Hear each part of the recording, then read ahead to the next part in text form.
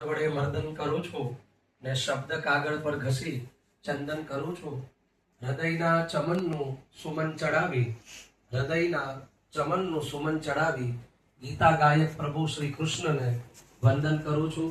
આપ સૌ બાલ ગોપાલોને પ્રણામ કરું છું અને મનીષાબેન અને આખી ટીમને પણ નમન કરું. પહેલા જોરદાર તાળી તમારા માટે બની ગઈ. આજે તમે અવસરમાં છે તે અજવાળા કર્યા છે. આમ તો શ્લોક ગાન સ્પર્ધા એવું સરસ શીર્ષક આપ્યું છે, પણ હું તો એમ કહું છું કે શ્લોક ગાન સ્પર્ધા પણ છે, પણ સાથે શ્લોક ગાન શ્રદ્ધા પણ છે. તમે લોકો અહીંયા આવ્યા છો તો તમે બધા નાના નાના અર્જુનો, તમારા બધાનો નંબર છે જ.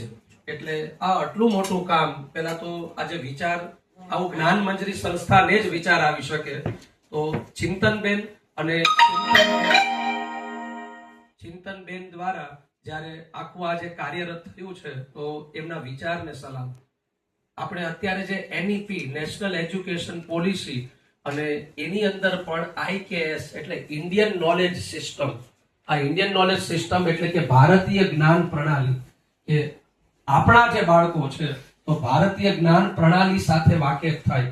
આ ભગવદ ગીતા છે ને એ આપણું મૂળ છે, અને જેણે મૂળ પકડ્યું છે, જેવો રૂટને પકડે તેવો સહજ રીતે ફ્રૂટ છે તે પામી શકે. અને ભગવાનની વાણી છે એટલે જબરદસ્ત હોય જ તે, અગ્નિ મંત્ર જ છે. પણ વિદ્યાર્થી મિત્રો, તમે અહીંયા આવશો ને તો સૌથી જે મજાની જે ડેવલપમેન્ટ થશે એ છે તમારો સેલ્ફ કોન્ફિડન્સ, તમારો જે આત્મવિશ્વાસ બિલ્ડઅપ થશે. જ્યારે આપણે શ્લોક બોલીએ છીએ તો આખી આપણી વોકલ સિસ્ટમ થી લઈ અને કેટલું જબરદસ્ત કામ કરતું હોય છે, તો એની પણ મજા પડશે. અને બહુ સિરિયસ ન બેઠતા, થોડીક નાની એવી સ્માઇલ આપજો. તમે તૈયારી કરી જ છે. અને ભગવદ ગીતા પણ જોઈએ ને તો અર્જુન શરૂઆતમાં ડિપ્રેશનમાં દેખાય. ડિપ્રેસ થયેલા અર્જુનને સાયકોલોજીકલ ભગવાન છે જે બહાર કાઢે છે. એ તો તમે અત્યારે તો શ્લોક તમે કંઠસ્થ કર્યા છે, પણ કંઠસ્થ શ્લોક હોય ને તે જ પછી હૃદયસ્થ થઈ શકે. તો અર્જુને પેલા ના પાડી દીધી, કારણ કે ડર બધાને લાગે ને, તમને પણ ડર લાગે, મને પણ ડર લાગે, બધાને ડર. અર્જુને જયારે આખું યુદ્ધ મેદાનમાં યોદ્ધાઓને જોયા ને તો અર્જુન પણ ધ્રુજવા માંડ્યો. અને અર્જુન બોલે છે કે સીદંતી મમ ગાત્રાણી મુખમ ચ પરિશુષ્યતિ નૈપથુસ વેપથુ મે રોમ હર્ષશ્ચ જાયતે.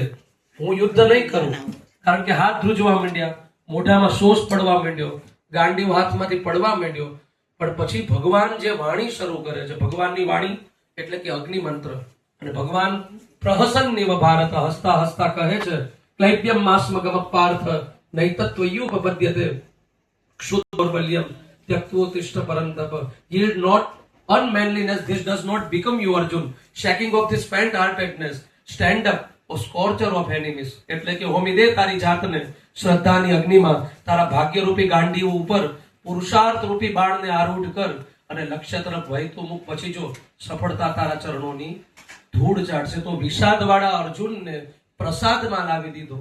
જે હારેલો હતો એને સહજ રીતે આત્મવિશ્વાસ નું સિંચન કરી દીધું. આ તાકાત છે ને એ ભગવદ ગીતાની છે ને આના જ આપણે વારસદારો છે. અને એટલા માટે જ આ આટલું મોટું ભગીરથ કામ મનીષાબેન અને આખી ટીમ, જો બિલથી તો બધા કામ કરતા હોય અને જરૂરી છે, પણ બિલ સાથે અત્યારે તમે આ દિલથી કામ કરો છો. તો પેલા તો આખી ટીમ ને મનીષાબેન અને ત્રણ બહેનો અને જે જોડાયેલા છે, તો આ બધા માટે એક જોરદાર તાળી થવી જોઈએ.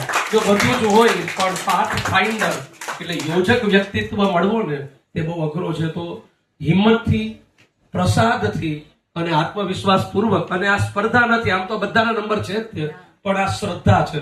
એવો સરસ મજાનો શ્લોક છે, શ્રદ્ધાવામ લભતે જ્ઞાનમ. જીવનમાં જેની પાસે શ્રદ્ધા હશે ને તેને નોલેજની પ્રાપ્તિ થશે. અને એટલા માટે જે એપીજે અબ્દુલ કલામ છે ને તે જ્ઞાનના 4 સ્ટેપ કહેતા કે learning gives to creativity, creativity leads to thinking, thinking provide knowledge and knowledge makes you great. તો છેલ્લે રામધારી સિંહ દિનકરની પંક્તિ મારી પ્રિય પંક્તિ છે, રશ્મિ રથીમાં કહે છે, તેની સાથે મારી વાતને પૂર્ણ કરું અને પછી આપણી શ્રદ્ધાપૂર્વકની જે સ્પર્ધા છે તેને શરૂ કરીએ. કે વિપત્તિ જબ આતી है कायर को दहलाती है, विपत्ति जब आती है कायर को दहलाती है, सुरमा नहीं विचलित होते, क्षण एक नहीं जीवन खोते, विघ्नों को गले लगाते हैं, कांटों में राह दिखाते हैं, ऐसा जग में टिक सके वीर नर के, हम ठोक ठेलता है जब नर, विघ्नों के जाते पाव उखड़, और मानव जब जोर लगाता है पत्थर पानी बन जाता है। मानव जब जोर लगाता है पत्थर पानी बन जाता है। પથ્થરમાંથી આપણે પ્રેમ રસવાળા પાણી બનીએ અને ભગવાનને પ્રિય થઈએ અને ભારતીય સંસ્કૃતિના વારસદાર બનીએ. અને તમે છો જ. જોરદાર તાળી બધા જ બાલ ગોપાલ માટે, આ ટીમ માટે. આખી જે પરંપરા છે ઇસ્કોન, શ્રી પ્રભુપાદની આખી આ પરંપરા જે ભારતીય જે આધારશિલા છે આવી સંસ્થાઓ દ્વારા ટકેલી છે. તો આ સમગ્ર ચેતનાને, અસ્તિત્વના કણ કણ અને ક્ષણમાં રહેલા એ કૃષ્ણ તત્વને અને સમગ્ર ચેતનાને સૌને પ્રણામ કરી અને આવો આપણી સ્પર્ધાની શરૂઆત કરીએ. અસ્તુ.